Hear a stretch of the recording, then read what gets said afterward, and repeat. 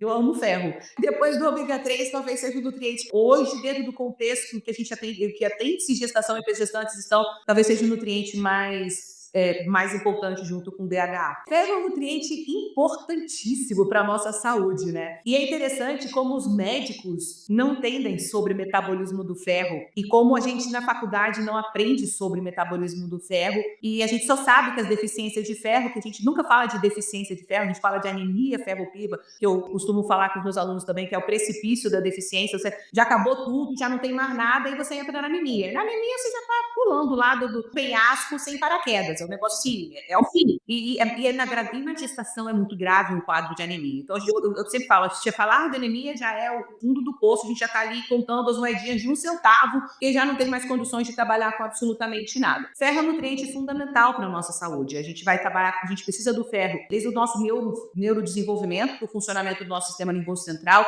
para o nosso sistema imunológico, para funcionamento na produção enzimática. A gente precisa de ferro para tudo. O ferro é um nutriente essencial. Só que o ferro ele é super reativo, então do ponto de vista químico ele é muito reativo, ele não é fácil de ser absorvido. Nós não contávamos durante a evolução humana com a deficiência de ferro. Ela é uma deficiência também atual do ponto de vista de desenvolvimento. O principal metabolismo do ferro é a recuperação as hemácias têm 120 dias e quando essas hemácias morrem, os macrófagos vão comê-las e durante essa ingesta e esse processo de reutilização das hemácias, os macrófagos absorvem o ferro e distribuem o ferro para os órgãos principais. Esses órgãos principais agora vão fazer eritropoiese, uma outra questões, e o ferro ele é reutilizado. Então o ferro ele é para estar lá quieto no lugar dele, obedecendo um padrão normal. E esse metabolismo do sistema imunológico é responsável pelo metabolismo do ferro. Só que o ferro ele é importante, ele precisa ser absorvido. E a gente precisa absorver principalmente o ferro N e não o ferro não N, por diversas questões, porque é muito mais fácil, inclusive, o seu transporte enfim,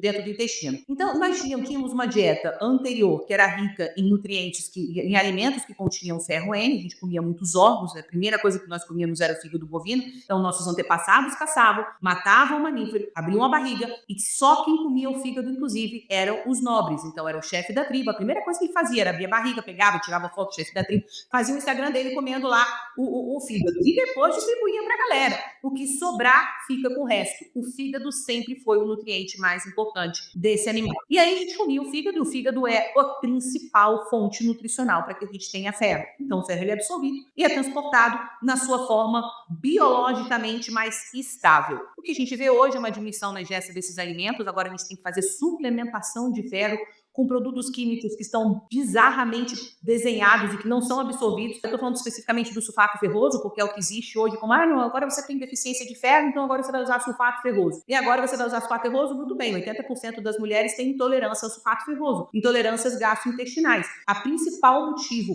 para uma mulher parar de usar uma suplementação é a intolerância que ela tem. Ela vai tomar uma suplementação, ela começa a ter dor de estômago, ficar enjoada, muda a consistência das fezes, muda o odor das fezes. Ela vai dizer, eu não vou tomar nunca mais isso daqui. E ela não vai tomar mesmo. E isso acontece por quê? Porque é uma péssima apresentação de suplementação. Então, a gente começa a fazer gambiarra atrás de gambiarra. E aí, a suplementação com o sulfato ferroso é uma suplementação ruim, ponto. Eu tenho 80% das mulheres se queixando de efeitos gastrointestinais, deveria ser inadmissível considerar isso como uma boa suplementação. E agora a gente precisa, então, resolver esse problema. Esse problema é resolvido voltando lá no livro e voltando para o capítulo 1º, da onde todos nós absorvemos e mantemos a nossa reserva de ferro, no terceiro trimestre de gestação. A placenta, ela controla a passagem de ferro de forma progressiva durante a gestação. A placenta é um órgão de controle, um órgão de comunicação. Eu estou aqui me comunicando o tempo inteiro entre o feto e o corpo da mãe. Eu preciso de mais ferro, venha. Eu preciso de mais isso, venha. Eu preciso de menos glicose, eu preciso de mais glicose.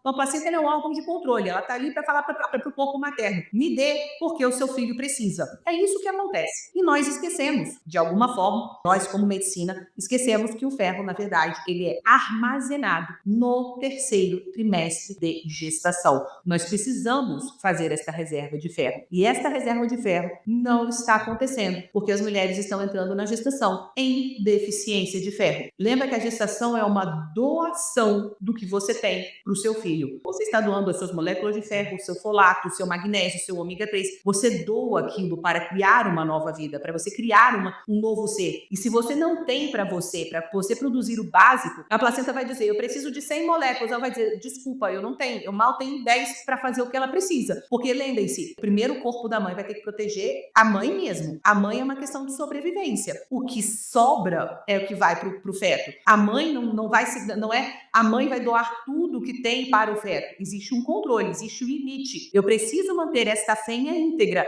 Se essa gestação não der certo, eu tenho esperança de que a próxima vai dar. Isso faz parte da gente para manter, inclusive, a espécie humana. Isso é uma questão biológica, evolutiva. Então, interessante a gente analisar que a medicina, e diante dessa forma oculta, esses nutrientes que são ingeridos hoje não têm mais o ferro necessário. Então, as mulheres estão na gestação hoje em deficiência de ferro. E essa deficiência de ferro tem repercussões para o neurodesenvolvimento, para o desenvolvimento do feto. A deficiência de ferro está associada à restrição de crescimento. Lembra que eu falei para vocês no começo? Na ausência de nutrientes, o ferro tem que se adaptar a uma condição de desnutrição. Qual é a adaptação? Peraí, eu preciso de 100 moléculas para produzir um ossinho. Não consigo 100, eu só tenho 50. Tá, mas eu preciso produzir um ossinho, então eu só vou produzir um ossinho de 50. Eu não consigo produzir um ossinho de 100. Aí eu preciso produzir uma pele, não consigo. Eu preciso produzir um pâncreas, não consigo, porque eu só tenho 50, eu preciso de 100. Então é um neném que se adapta à condição de desnutrição, reduzindo o seu tamanho, reduzindo o seu metabolismo. São nenéns que são restritos, que ficam pequenos, restritos no acompanhamento de ultrassonografia. O ferro é uma das principais causas de restrição de crescimento hoje, e são restrições de crescimento sem alterações vasculares, isso não é um problema de implantação placentária, isso é um problema de desnutrição. Além disso, o ferro não passa pelo leite materno. E aí todo mundo fala assim, você vai falar um negócio desses? Porque é pra gente entender que a gestação é muito importante. O ferro não vai passar por quê? Porque lembra que eu expliquei para vocês que a gente não tem que absorver ferro? Eu não falei, a gente começou falando sobre isso, eu falei, nós na verdade tínhamos só que ter uma absorção básica para fazer uma manutenção. Diminuiu 10 moléculas. Acabou, amanhã ela vai comer fígado, vem as 10 moléculas de novo. Nunca foi para refazer uma reserva. Era só para manter uma taxa de manutenção. Sabe aqueles 10% para mais ou para menos? Essa taxa aí de 10% para mais ou para menos. Jamais para fazer uma reserva inteira desse metabolismo. E o intestino do neném, quando nasce, ele é imaturo. É um intestino que precisa amadurecer. Não só do ponto de vista de transporte, mas para sistema imunológico, para toda a sua mucosa, para ser uma mucosa mais estável. Então, a primeira parte, as pessoas precisam lembrar também da fisiologia do recém-nascido. O intestino do recém-nascido, ele não começa amadurecendo transporte de nutrientes, ele começa amadurecendo o sistema imunológico. Por quê? Porque na hora que sair o peito, vai entrar a comida. E eu preciso saber aquilo que eu posso aceitar como normal na minha ingesta e aquilo que eu não vou aceitar. Então, o leite materno ele faz uma educação do sistema imunológico para depois ter a produção de transportadores. Entende? Eu acho que isso faz muito sentido quando a gente começa a compreender a respeito disso. Então, primeiro vem o leite materno. Eu não preciso descobrir o que é próprio e o que não é próprio. Eu preciso criar tolerância. Primeiro eu vou educando. Então, é o que a mãe come. E o ferro não está lá. Por quê? Porque o ferro é super reativo do ponto de vista químico. E ninguém vai esperar dar fígado bovino para uma criança quando ele é recém-nascida. Então, do ponto de vista evolutivo, mais uma vez, o ferro ele não entra no leite materno. Então, eu preciso do ferro no terceiro trimestre para manter a reserva para os primeiros 6 meses de vida, em que existe a amamentação exclusiva, para que depois, quando haja a introdução de outros alimentos, essa criança agora ela vai continuar fazendo a renovação do seu ferro. Lembra, a gente tem renovação de hemácias de 20 dias, mas agora ela precisa de outros nutrientes. Aí ela entra para a vida, como larga o peito de certa forma e agora ela vai começar a ter contato com coisas externas. Mas ela nunca pensou, um recém-nascido de 6 meses, que precisava se preocupar com ferro. E por isso, inclusive, que eu fico chocada com a Sociedade Brasileira de Pediatria nas orientações, porque a gente começa a falar, não é uma crítica, na verdade é um chamado, tipo assim, eu sou louca para discutir sobre isso. Isso está escrito, isso tem professores incríveis aqui, Michael Georgette trabalha aqui nos Estados Unidos, é um dos grandes publicadores a respeito de publicadores de ciência a respeito disso, de pesquisas científicas a respeito disso. Durante os primeiros 6 meses de vida, eu falei para vocês, gente, não tem amadurecimento desse transporte, né? Mas o que foi feito de recomendação?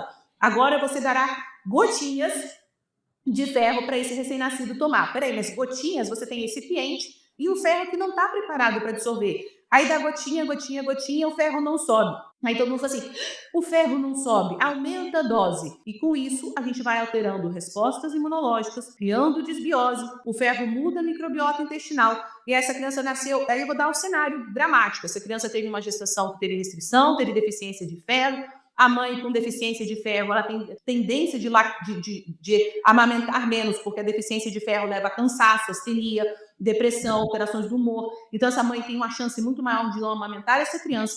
Aí essa criança recebeu fórmula, aí ela recebeu fórmula, foi no pediatra, o pediatra agora diz para ela que ela tem anemia com 3 meses de vida, além de ter nascido restrito, com cesárea, a mãe não amamentou, usou fórmula, e agora ele vai receber as gotinhas com recipiente de ferro. Vai resolver o problema dele? Não, a gente na verdade está causando um problema muito maior.